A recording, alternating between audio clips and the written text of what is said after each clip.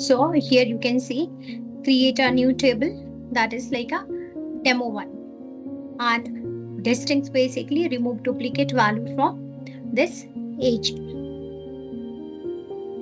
And earlier sex was also selected, so SAS actually return unique combination of that age and sex.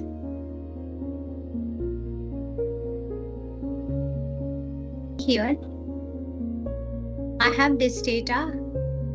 So in this data you can see height. So for example, I want to sort this height variable. Okay, so short records. For example, I want to sort this height variable. So proc SQL,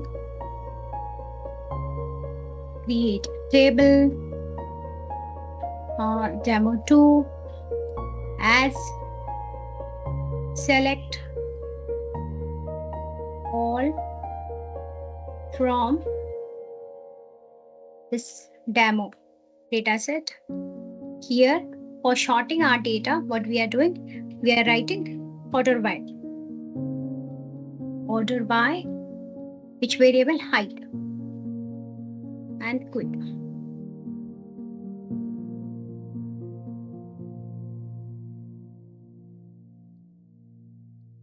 Now you can see I got the demo2 data, and this height variable is sorted now.